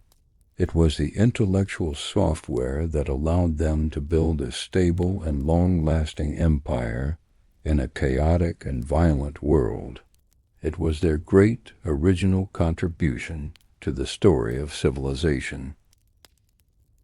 We have explored the great innovations of the Hittite Empire, the military hardware of their chariots, the metallurgical software of their iron working, and the political operating system of their laws and treaties. But to complete our picture of this forgotten superpower, we must now turn to its spiritual heart. An empire, especially one as diverse and far-flung as that of the Hittites, cannot be held together by force and contracts alone. It needs a shared story, a common cosmology, a spiritual framework that can accommodate and give meaning to the lives of its many different peoples. The Hittites' solution to this challenge was as pragmatic and as innovative as their approach to law and warfare. Instead of imposing their own gods on the peoples they conquered, they did the opposite. They invited the gods of their subjects and their enemies into their own pantheon. They famously became known as the people of 1,000 gods, a civilization defined not by religious exclusion, but by a radical and systematic practice of religious syncretism. This was not just an act of piety. It was a brilliant and deeply effective tool of statecraft, a spiritual technology for building and maintaining a stable, multi-ethnic empire. The core of the Hittite pantheon was inherited from the two great cultural streams that formed their civilization. From their own Indo-European pastoralist ancestors, they brought a pantheon of powerful sky gods. The most important of these was the great weather god, or storm god, Tarhana. He was the king of the gods, the wielder of the thunderbolt and the mace, the god of the mountains and the rain, upon whom the agricultural fertility of the Anatolian plateau depended. His consort was the sun goddess of Arena, who was considered the patroness of the Hittite state and the ultimate source of kingship. But the Hittites did not simply impose these gods on the land they came to rule. Instead, they fused them with the deities of the native, pre-Indo-European Hashan people they had absorbed. The Hashan storm god, Taru, was identified with the Hittite Tahuna. The great Hashan earth goddess, Warusemu, was merged with the sun goddess of Arena. This process of syncretism, of identifying a foreign god with a familiar native one, was a hallmark of the Hittite religious mind. It was an act of cultural diplomacy, a way of creating a shared religious landscape that respected both the traditions of the newcomers and the deep, ancient sanctities of the land itself. But the Hittites did not stop there. As their kingdom expanded through conquest and diplomacy, their pantheon expanded with it. Every time they conquered a new city or absorbed a new vassal kingdom, they made a point of honoring its local gods. Their scribes would carefully record the names of these new deities, their attributes, the details of their local rituals, and the exact words of their hymns. These foreign gods were then formally incorporated into the state cult. Their statues might be brought to the capital city of Hattusa, not as prisoners of war, but as honored guests, to be housed in their own chapels. The Hittite king, as the chief priest of the entire empire, would then personally perform the rituals for these new gods, ensuring that they were properly worshipped and integrated into the imperial religious system. This was a radically different approach from the religious imperialism of many other ancient cultures. The Assyrians, for example, would often carry off the statues of conquered people's gods as a sign of their utter defeat. For the Hittites, the gods of their subjects were not to be humiliated. They were to be co-opted. This policy of religious incorporation was a brilliant piece of imperial statecraft. By honoring the gods of a conquered people, the Hittites showed a level of respect for their local traditions and identity that was highly unusual in the ancient world. It was a way of saying, "Your gods are now our gods, and our king will personally ensure that they receive their due." This would have been a powerful tool for winning the loyalty of their new subjects and for preventing the kind of religiously motivated rebellions that plagued other empires. It transformed the relationship from one of simple conquest to one of shared religious destiny. The Hittite Empire became a kind of federation of cults, with the great king at its center, acting as the universal high priest for a vast and ever-growing family of deities. The 1,000 gods were the spiritual glue that helped to bind the 1,000 different communities of the empire into a single, if complex, political entity.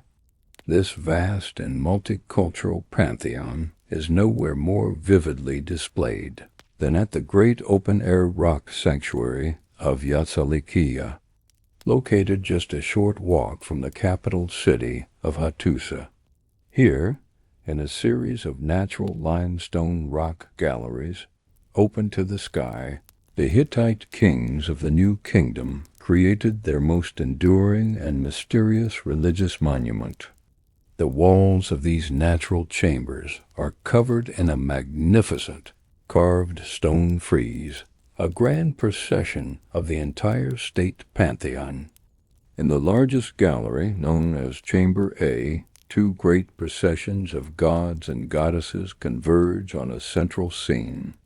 On the left wall is the male procession, a line of 42 gods, wearing horned helmets, short kilts, and pointed shoes, each one carrying their signature weapon or symbol. They are led by the great storm god of heaven. On the right wall is the female procession, a line of goddesses in long robes and tall headdresses. Led by the sun goddess of Arana, the 2 processions meet at the central panel, the focal point of the entire sanctuary. Here, the storm god and the sun goddess, the 2 chief deities of the Hittite state, are shown meeting face to face. The storm god stands upon the bent necks of 2 deified mountains, a clear symbol of his dominion over the rugged Anatolian landscape. The sun goddess stands upon the back of a panther, a symbol of her connection to the wild and untamed world. Behind her stands their son, the god Sharuma, also standing on a panther. The scene is one of divine and cosmic union, the meeting of the 2 great principles of sky and earth, male and female, that ensured the stability and fertility of the cosmos. And what is most remarkable is that many of the figures in these processions are not originally Hittite or Hashan. There are Hurrian gods, Syrian gods, and perhaps even Mesopotamian deities, all seamlessly integrated into a single grand hierarchical family. Yatsalikia is the ultimate visual representation of the Hittite imperial religious policy, a stone manifesto of their syncretic, multicultural, and highly ordered divine world. A smaller, adjacent gallery, known as Chamber B, seems to have served a different and perhaps more chthonic or underworld-related purpose.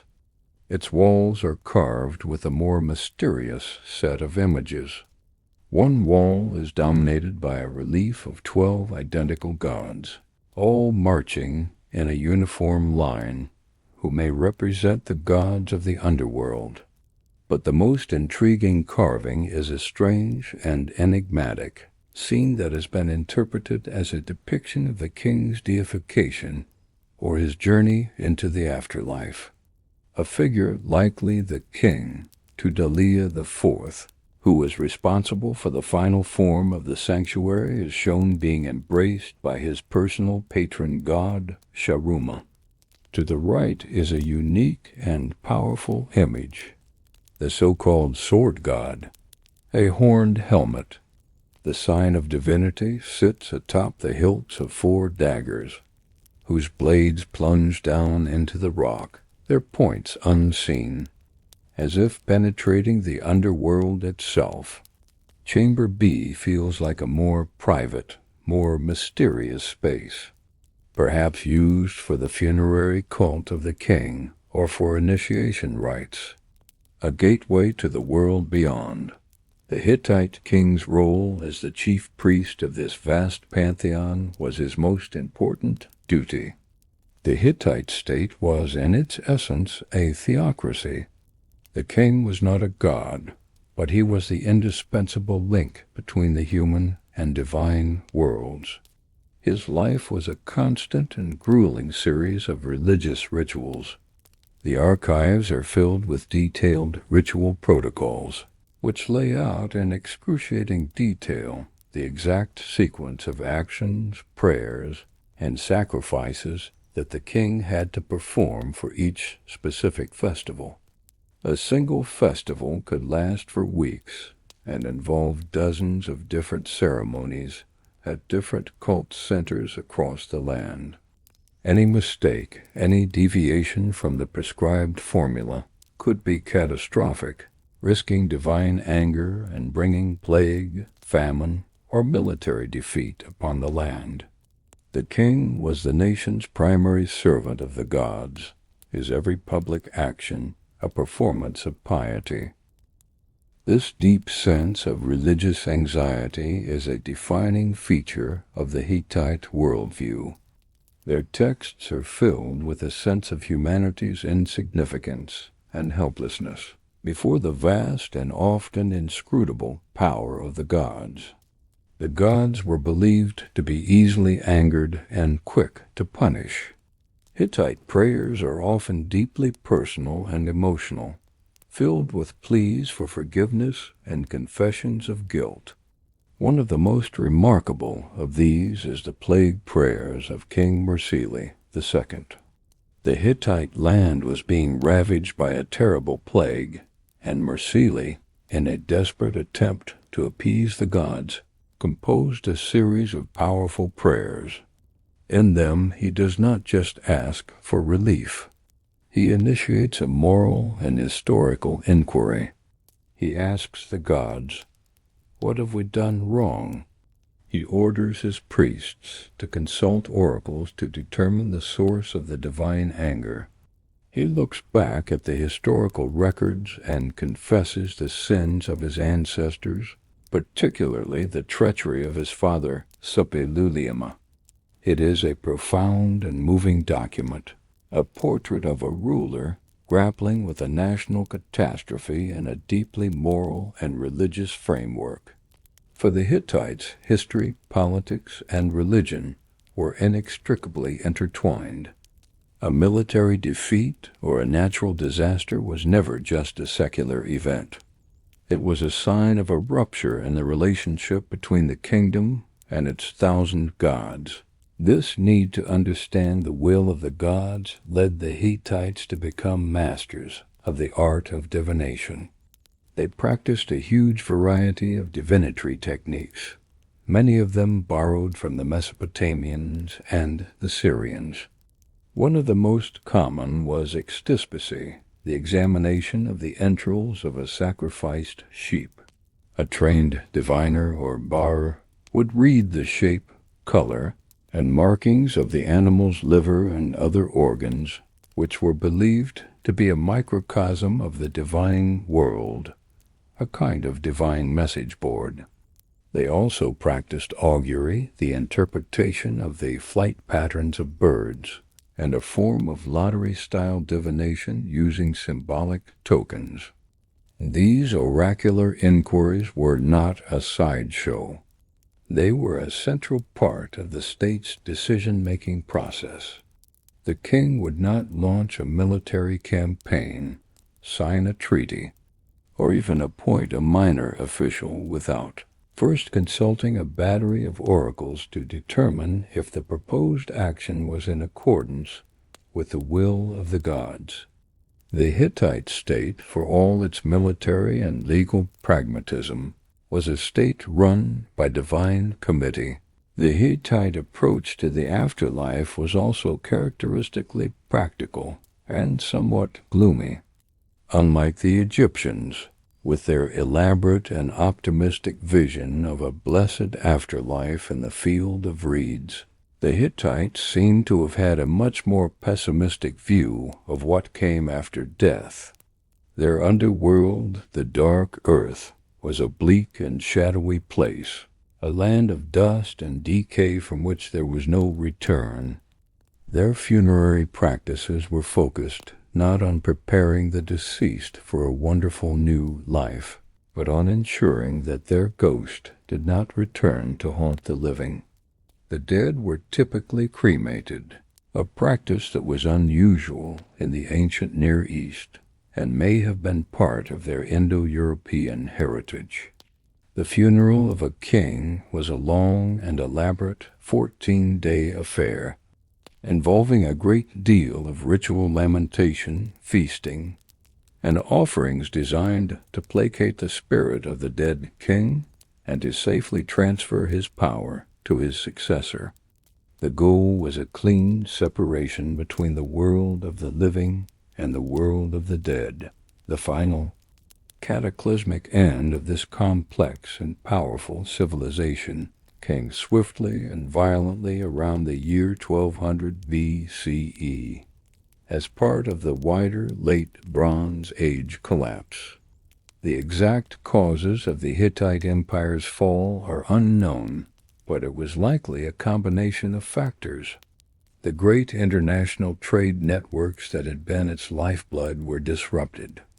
A period of severe and prolonged drought, evidenced in the tree ring data from Anatolia, would have led to widespread famine and social unrest, and the empire was beset by external attacks, both from the mysterious sea peoples who were ravaging the coastal regions, and from traditional enemies like the Caspit tribes from the mountainous north. The great capital city of Hattusa, which had stood for 500 years as a symbol of Hittite power, was violently destroyed and burned to the ground. The central administration vanished. The art of writing was lost, and the Hittite Empire, as a political entity, ceased to exist, but the legacy of the 1,000 gods and the unique religious culture of the Hittites did not disappear entirely. In the centuries that followed the collapse, in the power vacuum left by the great empire, a series of smaller Neo-Hittite kingdoms arose in southeastern Anatolia and northern Syria. These small states, ruled by a mixture of Luwian, Aramaic, and other local peoples, preserved a powerful cultural memory of their former imperial masters. They continued to use a form of the Hittite language, written in a unique and beautiful hieroglyphic script.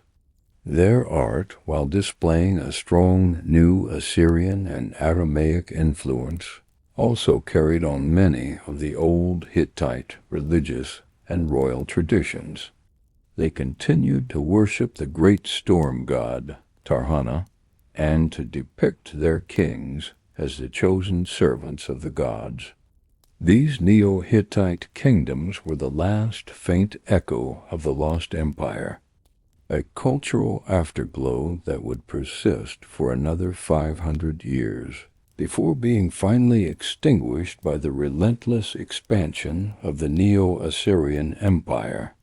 The modern echo of the Hittite religious system is perhaps less direct and obvious than that of their legal and diplomatic innovations. We have not inherited their gods, and we do not practice their rituals. But their story offers a powerful and enduring lesson in the relationship between religion, politics, and empire.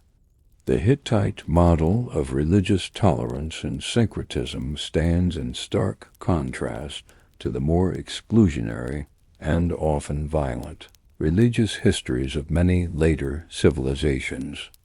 In a world that is still too often torn apart by religious conflict, the Hittite idea that a state can be strengthened, not weakened, by embracing the divine diversity of its people is a message of profound and timely relevance. Their empire was a testament to the idea that unity does not have to mean uniformity, and that a pantheon of 1,000 gods can be a source of imperial strength, not of internal division. The Hittite religious mind also offers us a window into a different way of being in the world. Their deep sense of anxiety, their constant need to appease the gods and to understand their will, may seem alien to our modern secular sensibilities, but it also reflects a profound sense of humility, a recognition of humanity's precarious place in a vast and often unpredictable cosmos. Their world was not a world of human mastery over nature, but one of constant negotiation with powerful and unseen forces.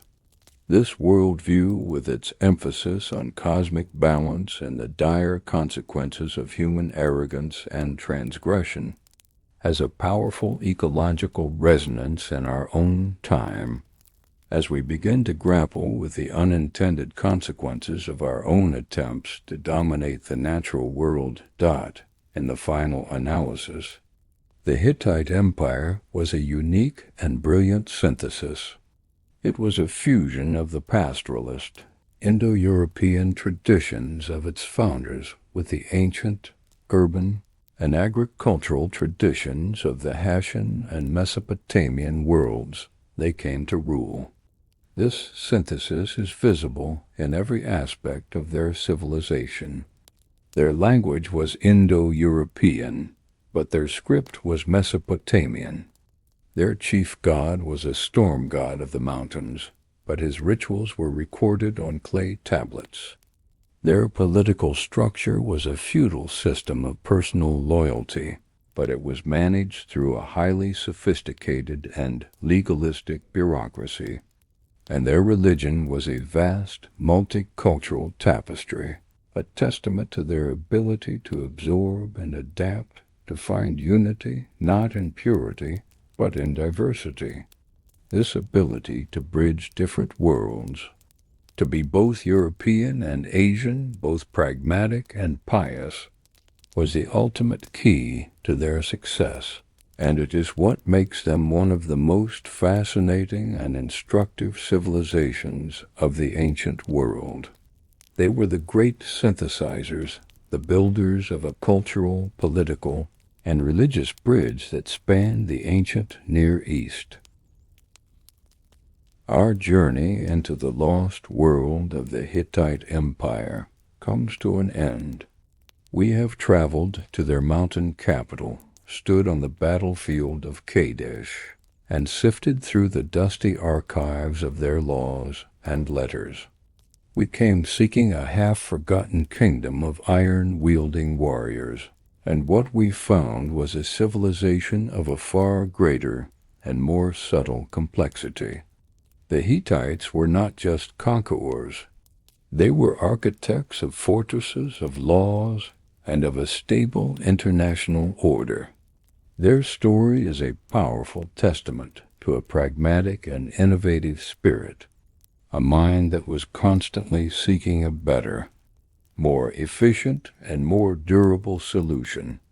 Whether for building a wall, winning a battle, or securing a peace, we began by situating them in their true context, not as the heralds of a new age, but as a quintessential superpower of the late Bronze Age. From their impregnable capital of Hattusa, they forged a kingdom in a land of mountains. Their character as rugged as the landscape they called home. We saw their engineering genius applied to the art of war in the revolutionary design of the three-man chariot. This was not a minor improvement. It was a tactical game-changer, an engine of conquest that transformed the chariot from a missile platform into a shock weapon, allowing them to shatter the armies of their rivals and fight the mighty Egyptian Empire to a standstill at the Battle of Kadesh. We delved into the mystery of the dark metal, iron, and discovered a story that was more nuanced and more interesting than the popular myth. We found that the Hittites were not an Iron Age empire, but Bronze Age pioneers. They were the expert metallurgists who mastered the difficult, almost magical, art of smelting iron when it was still a precious metal, rarer than gold. They did not usher in the Iron Age, but their expertise, scattered by the collapse of their empire, became the crucial technological seed from which the new age would grow. We then explored the invisible architecture of their state. In their remarkable law code, we found a spirit of restitution and a concern for intent that feels surprisingly modern. And in their mastery of the written treaty, we discovered the world's first great architects of international law. The Hittites taught the ancient world that the strongest bonds between nations were not forged in the fires of war, but in the kill-fired clay of a sworn and binding contract. Finally, we saw how this pragmatic genius extended even to the realm of the gods. In their empire of 1,000 deities, they practiced a form of religious syncretism that was a powerful tool of imperial statecraft, a spiritual technology that fostered unity not through forced conversion, but through respectful incorporation. And then they were gone, swept away in the great cataclysm of the late Bronze Age collapse. Their capital burned, their empire vanished, their language silenced. But their echo endured. It endured in the iron-working skills that would define the new age that followed their demise. It endured in the diplomatic traditions that they had perfected. And it endures today in the halls of the United Nations, where their great peace treaty hangs as a timeless reminder of the power of diplomacy. The Hittites teach us that the mightiest empires can be utterly forgotten, and that a civilization's greatest legacy lies not in the territory it conquered, but in the ideas and the innovations it left behind. They were the forgotten superpower, the pragmatic geniuses of the Anatolian highlands, and the world we inherit was, in more ways than we ever knew, a world that was shaped by the lost empire of the Hittites.